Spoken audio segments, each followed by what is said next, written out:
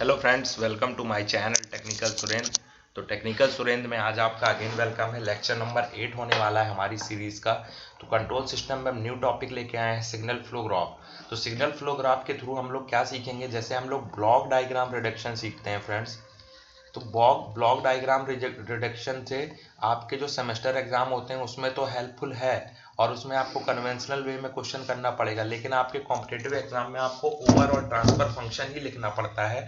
और transfer function लिखने के लिए आप कोई भी मेथड यूज करें, आपका ट्रांसफर फंक्शन सही लिखा होना चाहिए। तो हम लोग सिग्नल फ्लो ग्राफ की मदद से या हेल्प से उसको आसानी से जल्दी और कम टाइम में कर सकते हैं। तो देखो क्या होता है signal flow graph. It is the graphical representation of set of linear algebraic equation between input and output. और किस लिए यूज किया जाता है? To find overall gain of the system, यानी सिस्टम के गेन के लिए फाइंड आउट करने के लिए इसका यूज किया जाता है। इंपॉर्टेंट यहाँ पे ये है, टर्मिनोलॉजी इसकी बहुत इंपॉर्टेंट है। जैसे फर्स्ट मैं बात बोलूं तो फॉरवर्ड पाथ क्या होता है, तो दो ध्यान से सुनिएगा। The path from input to output node in which every node should only once, यानी कोई भी नोड दोबारा ना काउंट किया जाए। इनपुट से आउटपुट के बीच का जो रास्ता होगा उसे हम लोग फॉरवर्ड पाथ बोलेंगे। जैसे कि ये एक फॉरवर्ड पाथ है, y1 से y2, y3, y4, y5, और ये आउटपुट है और ये इनपुट है।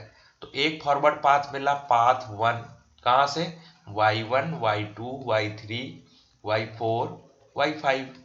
अब और कोई पाथ है क्या? और कोई पाथ देखो, यहां तक आएंगे, उसके बाद यहां से अगर दोबारा जाएंगे तो ये वाला जो नोड है दोबारा काउंट हो जाएगा, मींस हमारा गलत हो गया। ओनली वन टाइम काउंट करना है, ठीक है। तो हमारा पाथ फॉरवर्ड पाथ 1 यही हुआ, ठीक है। दूसरा आते हैं इंडिविजुअल लूप में क्या है। It is a close loop path where starting and ending point are same in which every node should touch only once. अब ये इंडिविजुअल पाथ होता है। देखो इस एग्जांपल के थ्रू समझोगे इसमें क्लोज लूप कितने हैं। तो देखो y2 से y3 पे गए, y2 से y3 पे गए और वापस y2 पे आ गए, तो स्टार्टिंग और एंडिंग पॉइंट सेम था। और इसमें दोबारा दूसरा कोई नोड काउंट नहीं हुआ, दो बार कोई नोड नहीं काउंट हुआ। तो loop 1 equal to close loop 1 equal to y2 y3। देखो y2 से y3 गए। लूप 2 इक्वल टू क्या हो जाएगा, यहां से देखो 5 से y3 से y3 दोबारा आ गए, कोई भी काउंट नहीं हुआ, तो y3 से y4, ठीक। y2 y3 फिर y2, y3 y4 फिर y3।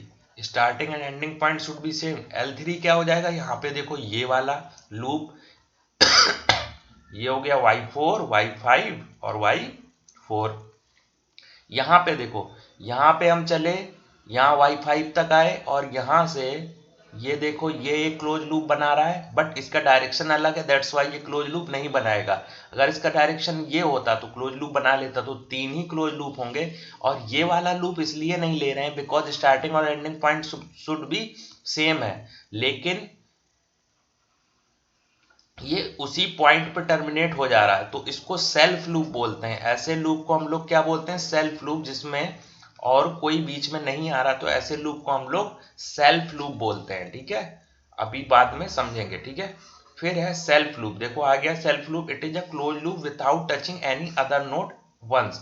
तो ये हो जाएगा सेल्फ लूप, इंडिविजुअल लूप की कैटेगरी में नहीं आएगा, ये सेल्फ लूप की कैटेगरी में आएगा, ठीक है। फिर है, अभी जब एग्जाम्पल लूंगा तो और अच्छे समझ में, टू नॉन टचिंग लूप। अब जैसे टू नॉन टचिंग लूप क्या हो गया, जैसे एक ये लूप है और ये एक लूप है और ये एक लूप है। अब इसमें से ये वाला लूप इसको टच कर रहा है, ये वाला इसको टच कर रहा है, ठीक है। बट ये वाला लूप और ये वाला लूप एक दूसरे को टच नहीं कर रहे हैं, तो ये क्या हुआ? Two non touching loop. इसको अगर L1 बोल दूं, ये L3 है, तो L1 और L3 to non touching loop है। ऐसे ही थ्री नॉन टचिंग लूप में अगर 3 लूप ऐसे हों जो एक दूसरे को टच ना कर रहे हो तो वो थ्री नॉन टचिंग लूप हो। तो इसमें कोई भी 3 ऐसे लूप नहीं है। ये इससे भी कनेक्ट, दो तो हैं बट तीसरा नहीं है जो इन दोनों से कनेक्ट ना हो रहा हो, तो थ्री नॉन टचिंग लूप हो गया। फिर है डेफिनेशन सोर्स और इनपुट नोड की।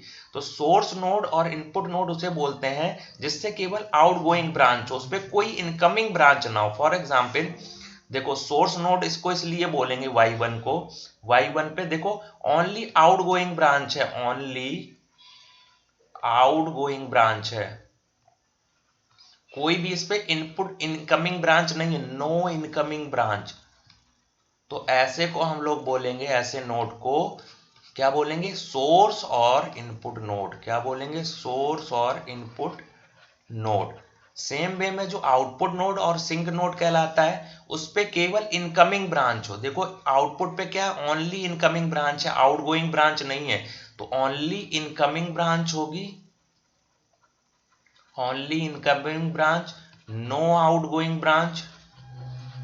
तो ऐसे नोड को हम लोग बोलेंगे सिंक और आउटपुट नोड। तो आपको कोई भी डाउट हो इनसे रिलेटेड डेफिनेशन में, तो आप एक बार रुक जाइएगा, मैं नेक्स्ट जब एग्जाम्पल लूंगा तो पूरा इसका फॉरवर्ड पाथ का और सब चीज का एग्जाम्पल दे के आपसे ट्रांसफर फंक्शन निकलवाऊंगा। लेकिन तब तक आप इन चीजों को अपनी कॉपी में नोट कर लें और एक बार अपना स्टार्ट करने पढ़ना, जिससे आपको फंडामेंटल्स इसके बहुत अच्छे से समझ में आने चाहिए, क्योंकि आगे इसके फंडामेंटल्स का ही फॉर्मूले में हेल्पफुल है। फॉर्मूला जब अप्लाई करेंगे, अगर फंडामेंटल आप निकालने में गलत कर दिए तो फॉर्मूला ऑटोमेटिकली गलत हो जाएगा।